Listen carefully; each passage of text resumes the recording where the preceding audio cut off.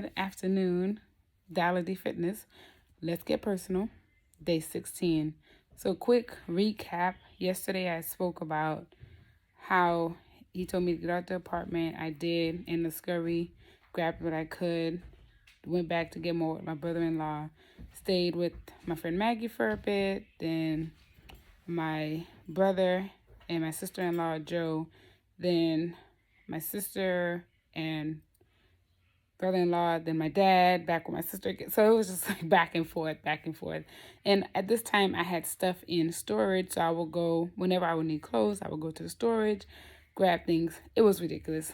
Yeah, it was like in limbo. It was a limbo phase of my life. But good things were happening. Good things were happening. So green card, March of 08. I remember that. It was March. Relationship dying, dead, around sometime between March and August.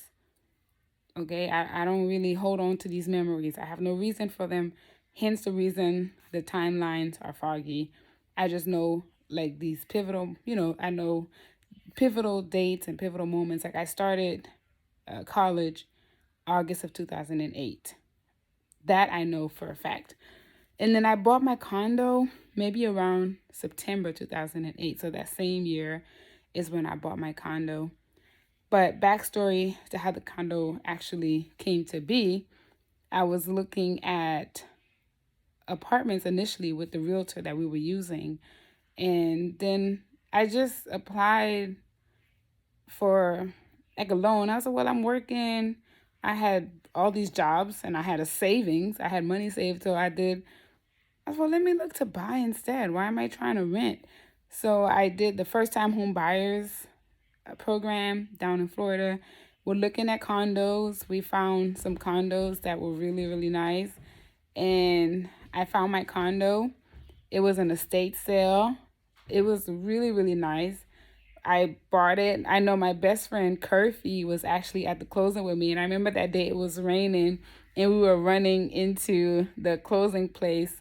And I was able to sign the documents. We took the key that same day and then we went to the condo. She was there with me. And that's another pivotal moment. Like we both remember the day that I bought that condo. Because did I tell this story about Curfy? So in between this time that I am,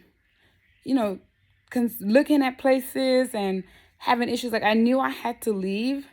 Like I just knew, but I wasn't ready because I wanted to have a place first. Like I wanted to secure a place to live.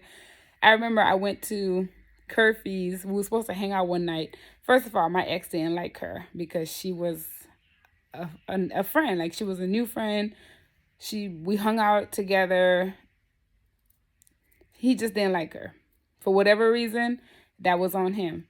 So we got into an argument and I'm just like, I was over it. Like I was over it and over it again. So I'm at Curfy's and at this point, she doesn't know my relationship. She just knows that I'm married because I never talk about him. All people would know is that I'm married. That's all they need to know. So we're at her house. I'm just sad and I'm not one to talk when I'm feeling sad. I don't really share. I don't put myself in vulnerable places or situations, but I felt like she was someone I could confide in. I felt her soul and I felt that, okay, this is someone I can trust with such a personal matter because you can't talk to everyone. You cannot tell everyone your issues, okay? So I'm talking to her and I told her everything. As much as I can. Like, yeah, he's abusive, like verbally and physically. And I can't go back there. At this point, he's telling his family all bad things about me. I'm this, I'm that. And it's just crumbling. It's like really, really crumbling. All connections are being lost or whatever. And then I remember that same day, his mom called me and she was like, well, if you're going to leave my son, then don't ever call me again or talk to me again. And I was like, okay. And, that happened the same night I was with Curfy telling her. And I think that's what led me to tell her what was going on, because it made me even more sad, because his mom and I were really, really close. Like we were like the perfect mother-daughter-in-law relationship. So I was like, well, okay. So I remember Curfy was staying in a 1-bedroom studio, like a studio apartment down in Miami. And I used to go there and hang out with her, and I know where she lived. And after I told her that, she was like, well, do you want to come live with me? I said, I said, yeah. I did say yeah. But then I thought about it. I went back home that night and I was like, I mean, I have so much crap. I said, well, I need to. I said, yeah, I appreciated that gesture, because knowing she lives in a studio apartment and she's willing to open her door and her space to me, I appreciated that so much. And I said, okay, this is a forever friend. But I went back home and I said, let me get my affairs in order. Let me get my place. Let me keep saving and keep working. And, eventually I'll move. But it happened before I can do all that. So I leave. I just had to share that story with Curfy because I got into how she was at the condo, the closing signing with me. So that's who my best friend Curfy is. So fast forward, I buy the condo, I move in, and so many great things were happening. I remember being so afraid, like, how am I going to, okay, now I have the condo, how am I going to furnish it? Like, what? Because I left, I didn't take any of the furniture. I don't care. Like, I don't want the bed. I don't want the couches. Like, I don't want nothing but like my own personal things, my, your clothes, shoes, things that are like truly yours. Everything else wasn't mine. So I have to talk about my friend Richie, who's also my friend on Facebook, Richard Lewis. I remember there was a thrift store down in I think, I forgot what street in Fort Lauderdale that I used to go to. And I would go there and look for furniture.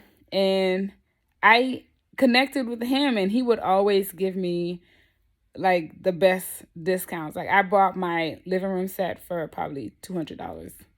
And it was so nice. Everything I needed to furnish my condo just about got from that store. And he always looked out for me. If something came in, he's like, Maggie, this is in. And I was set. I was good to go. So that's another one of those blessings. Like, I was so afraid to move on, like to move.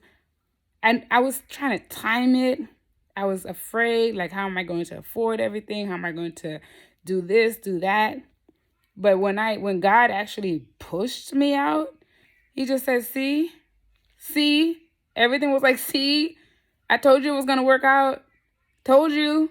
Look at who I put in your life. Look at this person. Look at that person. Like, and there was so many people I could turn to, and so many people who were there for me that was like, oh, okay, I'll be all right. I'll be okay. So, yeah, it all worked out. And I'm just so grateful. I'm so blessed. Yeah, I got my condo. I was a homeowner. That was real nice. I used to have my girls over, like my nieces would come over, my family could come over. Everyone was free. Like my friends would come over, and about a year later, no, not about a year later, a few months later, Monique, my best friend, was back in my life. She would come over. I would host things at the house. I felt so free. I felt so much freedom. I felt like someone who just got out of jail. I was living in a jail for all those years. Well, we were together for like 2004, 5, 6, 7, 3 years, almost 4. I felt liberated. I felt so good. My parents come over. Man, it was amazing. And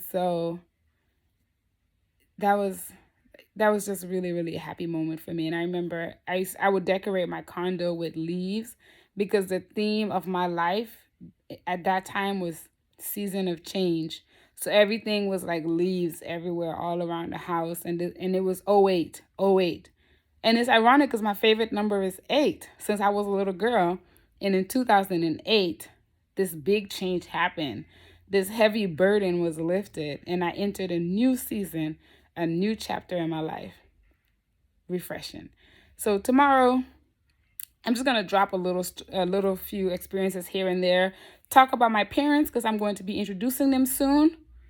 Okay? He did not like my parents. For the life of me, I do not know why. And if you know me, I am a daddy's girl. I am a mommy's girl.